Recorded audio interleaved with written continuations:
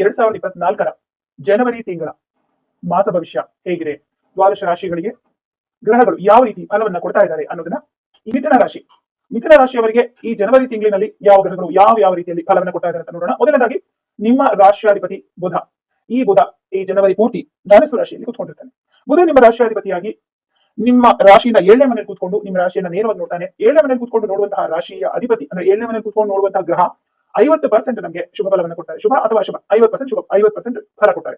ಈ ಬುಧ ನಿಮ್ಮ ರಾಶಿಯಾಧಿಪತಿನಾಗಿರೋದ್ರಿಂದ ಶುಭ ಫಲವನ್ನೇ ಕೊಡ್ತಾನೆ. ಆದ್ರೆ ಬುಧನ ಜೊತೆಯಲ್ಲಿ ಕುಜ ಕೂಡ ಕೂತ್ಕೊಂಡಿರೋದ್ರಿಂದ ಈ ತಿಂಗಳಲ್ಲಿ ಮುಖ್ಯವಾಗಿ ಸ್ವಲ್ಪ ಶತ್ರುಗಳ ಬಾಧೆ ಇರುತ್ತೆ. ಸಂಬಂಧಿಕರಾಗಿರ್ಬಹುದು ಅಥವಾ ನಿಮ್ ಜೊತೆ ಕೆಲಸ ಮಾಡುವಂತವರಾಗಿರ್ಬಹುದು, ಇವರುಗಳಲ್ಲಿ ಕೆಲವರು ಹಿತಶತ್ರುಗಳು ಅನ್ನಿಸ್ಕೊಂಡವ್ರ ಕಡೆಯಿಂದ ಸ್ವಲ್ಪ ಟೆನ್ಷನ್ ಆಗುತ್ತೆ. ಆದ್ರೆ ದೊಡ್ಡ ಮಟ್ಟದಲ್ಲಿ ಏನೋ ಸಮಸ್ಯೆ ಆಗಲ್ಲ, ಸ್ವಲ್ಪ ಟೆನ್ಷನ್ ಇರುತ್ತೆ. ಯಾರೋ ಏನೋ ಹೇಳಿದ್ರು ಅಂತಾನೋ ಯಾವುದೋ ಒಂದು ವಿಚಾರಕ್ಕೆ ಸ್ವಲ್ಪ ಮನಸ್ಸಿಗೆ ಬೇಸರ ಆಗುತ್ತೆ, ಆದ್ರೆ ಬೇರೆ ಏನೋ ತೊಂದರೆ ಇಲ್ಲ.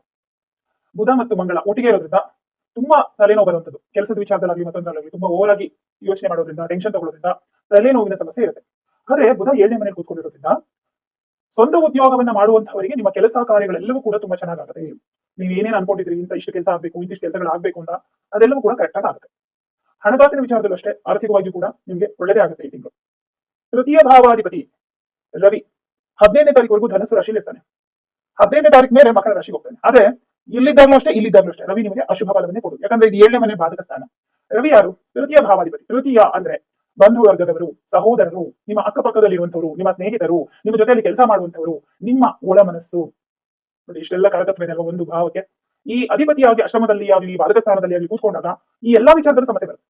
ಸಹೋದರರ ವಿಚಾರವಾಗಿ ಏನೋ ಸಮಸ್ಯೆ ಆಗ್ಬಹುದು, ಬಂಧುಗಳ ವಿಚಾರದಲ್ಲಿ ಏನೋ ಅವಮಾನ ಆಗ್ಬಹುದು, ನಿಮ್ಮ ಆತ್ಮಗೌರವಕ್ಕೆ ಧಕ್ಕೆ ಉಂಟಾಗಬಹುದು, ನಿಮ್ಮ ಮನಸ್ಸಿಗೆ ಅಥವಾ ನಿಮ್ಮ ಸ್ವಾಭಿಮಾನಕ್ಕೆ ಪೆಟ್ಟಾಗುವಂತ ರೀತಿಯಲ್ಲಿ ಮಾತಾಡ್ಬೋದು. ಏನ್ ಮಾಡ್ಬೇಕು ಅವಾಗ? ಮಾತಾಡೋರಿಗೆ ನಾವು ಏನು ಮಾಡಕ್ಕಾಗಲ್ಲ. ಆದ್ರೆ ಒಂದು ನೆನ್ಪಿಟ್ಕೊಳ್ಳಿ, ಕಲಿಯುಗದ ಮಹಿಮೆ ಅಂತಾನೋ ಅನ್ಕೋಬಹುದು, ನಾವು ಹೇಗಿದ್ರೂ ಮಾತಾಡ್ತಾರೆ. ಕಷ್ಟದಲ್ಲಿರುವಂತವರನ್ನ ನೋಡಿ ಆಡ್ಕೊಳ್ತಾರೆ, ಬಡತನದಲ್ಲಿದ್ದಾರೆ ಅಂತ ಆಡ್ಕೋತಾರೆ. ಚೆನ್ನಾಗಿ ಬದುಕಿದ್ರೆ ಹೊಟ್ಟೆ ಕಿಚ್ಚಿಪಡ್ತಾರೆ, ಏನು ಮಾತಾಡ್ಲಿಲ್ಲ ಅಂದ್ರೂ ಮಾತಾಡಿದ್ರು ಮಾತಾಡ್ತಾರೆ. ಹಾಗಾಗಿ ಜನಗಳು ಕೊಡುವಂತಹ ಸರ್ಟಿಫಿಕೇಟ್ ನಿಮಗೆ ಬೇಡ. ಅವ್ರು ಯಾರೇ ಆಗಿರ್ಲಿ, ನಿಮ್ಮ ಅಕ್ಕಪಕ್ಕದವರಾಗಿರ್ಲಿ, ಸ್ನೇಹಿತರಾಗಿರ್ಲಿ, ಬಂಧುಗಳಾಗಿರ್ಲಿ, ನೀನು ಒಳ್ಳೆಯವಳು ಅಂತ ಹೇಳಿದ ಕೂಡಲೇ ನಿಮ್ಗೆ ಅದರಿಂದ ಏನಾದ್ರೂ ಉಪಯೋಗ ಇದೆಯಾ ಅಥವಾ ಏನಾದ್ರೂ ನಿಮ್ ಕಷ್ಟ ತೀರ್ಬಿಡ್ತಾ? ಆರ್ಥಿಕವಾಗಿ ನೀವು ತುಂಬಾ ಚೆನ್ನಾಗಾಗ್ಬಿಡ್ತೀರಾ? ಏನೂ ಇಲ್ಲ. ಆ ಕ್ಷಣಕ್ಕೆ ಒಂಚೂರು ನಿಮ್ ಮನಸ್ಸು ಹಿಂಗೆ ಮೇಲ್ ಹೋಗಿ ಆಮೇಲೆ ಕೆಳಗಡೆ ಬರುತ್ತೆ ಅಷ್ಟೇ, ಅದರಿಂದ ಏನೂ ಸಿಕ್ಕಲ್ಲ. ಹಾಗಾಗಿ ನಾವು ಮಾಡೋ ಕೆಲಸ ಭಗವಂತ ಮೆಚ್ಚುವಂತಿದ್ರೆ ಸಾಕು. ಹಾಗಾಗಿ ಒಂದ್ ತಿಳ್ಕೊಳ್ಳಿ, ಅಯ್ಯೋ ಅವ್ರು ಹಿಂಗ್ ಅಂದ್ಬಿಟ್ರು, ಅವ್ರು ನನ್ ಬೇಜಾರ್ ಮಾಡಿದ್ರು, ಇವ್ರು ನನ್ ಬಗ್ಗೆ ಮಾತಾಡಿದ್ರು, ಇದು ಯಾವ್ದು ತಲೆ ಕೆಡ್ಸ್ಕೊಬೇಡಿ. ನಾನು ಒಂದೇ ಮಾತು ಹೇಳೋದು, ಜನ ಕೊಡೋ ಸರ್ಟಿಫಿಕೇಟ್ ಬೇಕಾಗಿಲ್ಲ. ಈಗ ನಾನು ಜ್ಯೋತಿಷ್ಯ ಹೇಳ್ತಾ ಇದ್ದೀನಿ, ಇಷ್ಟ ಆದವರು ಒಳ್ಳೆ ಕಮೆಂಟ್ ಮಾಡ್ತಾರೆ, ಇಷ್ಟ ಇಲ್ಲದೆ ಇರೋರು ಕೆಟ್ಟ ಕಮೆಂಟ್ ಮಾಡ್ಬೋದು. ಆದ್ರೆ ಯಾವ್ದಕ್ಕೂ ರಿಯಾಕ್ಟ್ ಮಾಡಲ್ಲ. ಆದ್ರೆ ಒಳ್ಳೆ ಕಮೆಂಟ್ ಮಾಡಿದವ್ರಿಗೆ ಉತ್ತರ ಕೊಡ್ಬೇಕು ಅನ್ಸಿದಾಗ ಉತ್ತರ ಕೊಡ್ತೀನಿ ಸಮಯ ಸಿಕ್ಕಾಗ, ಅಲ್ವಾ? ಅದು ನಿಮ್ಮ ಪ್ರೀತಿ ವಿಶ್ವಾಸ ನನ್ನ ಮೇಲೆ ಏನ್ ಇಟ್ಕೊಂಡಿರ್ತೀರಲ್ಲ, ಅದಕ್ಕೆ ನಾನು ನಿಮ್ಗೆ ಕೊಡುವಂತಹ ಒಂದು ಗೌರವ. ನಿಮ್ಮನ್ನ ಗೌರವಿಸುವವ್ರನ್ನ ನೀವು ಗೌರವಿಸಿ, ನಿಮ್ಮನ್ನ ದ್ವೇಷಿಸೋರ್ನ ಕೂಡ ನೀವು ದ್ವೇಷಿಸಬೇಡಿ, ಅವ್ರನ್ನು ಗೌರವಿಸಿ ಅಥವಾ ಅವ್ರನ್ನ ಇಗ್ನೋರ್ ಮಾಡಿ. ಅಹಂಕಾರಕ್ಕೆ ಉದಾಸೀನ ಮದ್ದು, ಅಲ್ವಾ? ಹಾಗಾಗಿ ನಾನು ಕ್ಯಾಶುಯಲ್ ಆಗಿ ನಿಮ್ಗೆ ಒಂದು ಕಿವಿ ಮಾತು ಹೇಳ್ಬೇಕು ಅಂತ ಹೇಳಿದೆ. ಯಾಕಂದ್ರೆ ಇಂಥ ವಿಚಾರ ಬಗ್ಗೆ ತುಂಬಾ ಓವರ್ ಆಗಿ ಸೆನ್ಸಿಟಿವ್ ಆಗಿ ಬಿಹೇವ್ ಮಾಡ್ತೀರಾ ಈ ಮಿಥುನ ರಾಶಿಯವರು. ಯಾರಾದ್ರೂ ಒಂದು ಮಾತಂದಾಗ ಬಹಳ ಯೋಚನೆ ಮಾಡ್ತೀರಾ, ತುಂಬಾ ಭಾವನಾತ್ಮಕವಾಗಿ ಯೋಚನೆ ಮಾಡುವಂತವ್ರು ನೀವು. ಖಂಡಿತವಾಗಿ ಭಾವನೆಗಳಿಲ್ಲದೆ ಮನುಷ್ಯನೇ ಅಲ್ಲ, ಅಲ್ವಾ? ಪ್ರಾಣಿಗಳಿಗೂ ಭಾವನೆ ಇದೆ, ನನ್ನ ಮಗು, ನನ್ನ ಮರಿ ಅಂತ ಹೇಳಿ, ಅಲ್ವಾ? ತನ್ನ ಮಕ್ಕಳನ್ನ ಪ್ರೀತಿಸುತ್ತೆ. ಆದ್ರೆ ನಮ್ಮ ಭಾವನೆಗಳಿಗೆ ಬೆಲೆ ಇಲ್ಲದಿದ್ದಾಗ ನಾವ್ ಯಾಕೆ ಅಷ್ಟೊಂದು ಭಾವನಾತ್ಮಕವಾಗಿ ಯೋಚನೆ ಮಾಡ್ಬೇಕು? ಅದನ್ನು ಒಂದ್ಸಲ ಯೋಚನೆ ಮಾಡಿ. ಅನರ್ಹರಿಗೆ ಪ್ರೀತಿ ಕೊಟ್ಟು ಏನ್ ಪ್ರಯೋಜನ? ಅಯೋಗ್ಯರಿಗೆ ದಾನ ಮಾಡಿ ಏನ್ ಪ್ರಯೋಜನ, ಅಲ್ವಾ? ಅಪಾತ್ರರಿಗೆ ಸಹಾಯ ಮಾಡಿ ಏನ್ ಪ್ರಯೋಜನ? ಅದೇ ಸಂಬಂಧನೇ ಪಟ್ಟಿರುವಂತವ್ರಿಗೆ ನೀವು ಸಹಾಯ ಮಾಡಿ, ಒಳ್ಳೇದಾಗ್ಲಿ ಅಂತ ಆಶೀರ್ವಾದ ಮಾಡ್ತಾರೆ, ಹೌದಲ್ವಾ? ಹಾಗಾಗಿ ಅದ್ರ ಬಗ್ಗೆ ಜಾಸ್ತಿ ತಲೆ ಕೆಡಿಸ್ಕೋಬೇಡಿ. ನೀವು ಅದ್ರ ಬಗ್ಗೆ ಮಾತಾಡೋದಕ್ಕೆ ಹೋಗ್ಬಿಡಿ. ಯಾರು ಏನ್ ಬೇಕಾದ್ರೂ ಹೇಳ್ಕೊಳ್ಳಿ, ಹೌದಾ? ನಾನು ಕೆಟ್ಟವಳ, ಓಕೆ ಆಯ್ತು, ಅಷ್ಟೇ ಬಿಟ್ಟುಬಿಡಿ. ಹಣಕಾಸಿನ ವಿಚಾರದಲ್ಲಿ ಈ ತಿಂಗಳಿನಲ್ಲಿ ನಿಮಗೆ ಅನುಕೂಲ ಇದೆ. ನೀವು ಮಾಡಿರುವಂತಹ ಕೆಲಸ, ನಿಮ್ಮ ಬಿಸ್ನೆಸ್ ಅಲ್ಲಿ ಲಾಭ ಇದೆ. ಹಾಗೆ ನಿಮ್ಮ ಬಿಸ್ನೆಸ್ ಅನ್ನ ಇಂಪ್ರೂವ್ ಮಾಡ್ಕೊಳ್ಳೋದಕ್ಕೆ ಕೆಲವೊಂದು ಹೊಸ ಉಪಾಯಗಳನ್ನು ಕೂಡ ಓಡಿಸ್ತೀರಾ ತಲೆನಲ್ಲಿ. ಯಾಕೆಂದ್ರೆ ಇಲ್ಲಿ ಬುಧ ಮತ್ತೆ ಕುಜ ಒಂದು ಕಡೆ ಸುಮ್ಮನೆ ಇರಕ್ ಬಿಡಲ್ಲ. ಮಂಗಳ ಏನಾದ್ರೂ ಒಂದು ಚೇಂಜಸ್ ಬೇಕಲ್ಲ ಕೆಲಸದಲ್ಲಿ, ಖಂಡಿತ ಒಳ್ಳೆ ಚೇಂಜಸ್ ಆಗುತ್ತೆ. ಇನ್ನು ಬೇರೆಯವರ ಕೈ ಕೆಳಗೆ ಕೆಲಸ ಮಾಡುವಂತವರಿಗೆ 6ನೇ ಮನೆಯಲ್ಲಿ ಶುಕ್ರ ಇದ್ದಾನೆ, ಕೆಲಸದಲ್ಲಿ ಚೆನ್ನಾಗಿದೆ. ಆರಾಮಾಗಿ ನಿಮ್ಗೆ ಕೊಟ್ಟಿರೋ ಕೆಲಸನ ಮಾಡ್ಕೊತೀರಾ. ಕೆಲಸದ ವಿಚಾರದಲ್ಲಿ ಏನು ಮಾತಾಡೋ ಅವಶ್ಯಕತೆ ಇಲ್ಲ, ಚೆನ್ನಾಗಿದೆ.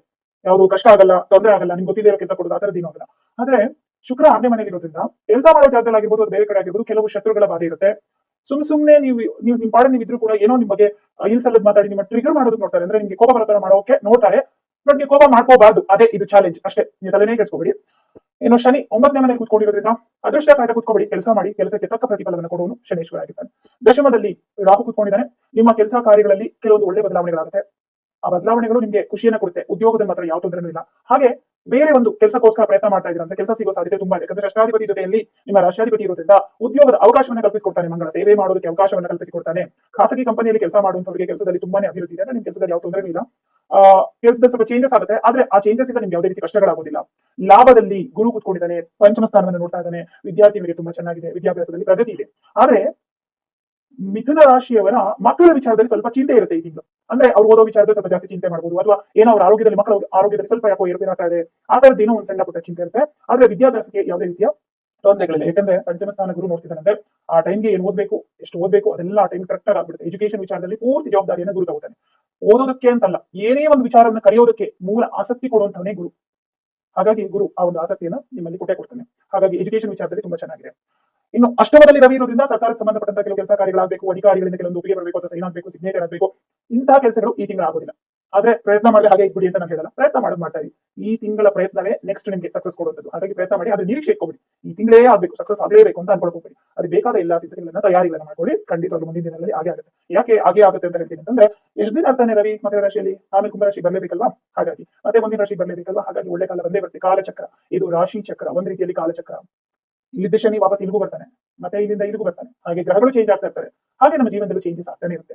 ಚೇಂಜ್ ಆಗಬೇಕಾಗಿರೋದು ಯಾವ ವಿಚಾರದಲ್ಲಿ ಅಂದ್ರೆ, ನಮ್ಮ ಗುಣ ಸ್ವಭಾವದಲ್ಲಿ ನಾವು ಮೇಲ್ಮಟ್ಟಕ್ಕೆ ಹೋಗ್ಬೇಕು ಹೊರತು ನಾವು ಯಾವತ್ತೂ ಕೆಳಮಟ್ಟಕ್ಕೆ ಇಳಿಬಾರ್ದು. ಹಾಗೆ ಭಗವಂತನ ಮೇಲೆ ನಾವು ಇಟ್ಟಿರುವಂತಹ ವಿಶ್ವಾಸ ಯಾವತ್ತೂ ಚೇಂಜ್ ಆಗಬಾರ್ದು, ಇನ್ನೂ ಜಾಸ್ತಿ ಆಗ್ಬೇಕು ಹೊರತು ಕಮ್ಮಿ ಆಗಬಾರ್ದು. ಈ ತಿಂಗಳು ಮಿಥುನ ರಾಶಿಯವರಿಗೆ ಒಳ್ಳೆ ಫಲ, ಅಶುಭ ಫಲ ಎರಡೂ ಇರೋದ್ರಿಂದ ಮಿಶ್ರ ಫಲ ಅಂತ ಹೇಳ್ಬೋದು. ಆದ್ರೆ ಯಾವುದೇ ಒಂದು ವಿಚಾರದಲ್ಲಿ, ಅಂದ್ರೆ ಹೊಸದಾಗಿ ಏನೋ ಬಿಸ್ನೆಸ್ ಮಾಡೋದು ಅಥವಾ ಹೊಸದಾಗಿ ಏನೋ ಒಂದು ಪ್ರಾಪರ್ಟಿ ತಗೊಳ್ಳೋದು, ಈ ತರದ ವಿಚಾರದಲ್ಲಿ ಡಿಸಿಷನ್ ತಗೋಬೇಡಿ ಈ ತಿಂಗಳು ಸದ್ಯಕ್ಕೆ. ಯಾಕಂದ್ರೆ ಮಂಗಳ ಬುಧ ಒಟ್ಟಿಗೆ ಇದೆ, ಕನ್ಫ್ಯೂಷನ್ಸ್ ಅದ ಅಂತ. ಹಾಗಾಗಿ ಈ ತಿಂಗಳು ಸ್ವಲ್ಪ ಬಿಟ್ಬಿಡಿ, ಯೋಚನೆ ಮಾಡಿ ನೀವು ನಿರ್ಧಾರ ತಗೋಬೇಕಾದ್ರೆ ಎಲ್ಲೋದ್ರೆ ನಿಮ್ ನಿರ್ಧಾರ ತಪ್ಪಾಗಬಹುದು. ಹಾಗಾಗಿ ಸ್ವಲ್ಪ ಅದೊಂದು ವಿಚಾರದಲ್ಲಿ ಯಾವುದೇ ನಿರ್ಧಾರ ತಗೊಳ್ಳೋಕೆ ಹೋಗ್ಬಿಡಿ. ಮತ್ತೆ ಉಳಿದಂತೆ ನಿಮ್ ಕೆಲಸ ಕಾರ್ಯಗಳನ್ನ ಹಾಗೆ ಕಂಟಿನ್ಯೂಸ್ ಆಗಿ ಮಾಡ್ಕೊಂಡು ಹೋಗಿ, ಒಳ್ಳೇದಾಗುತ್ತೆ.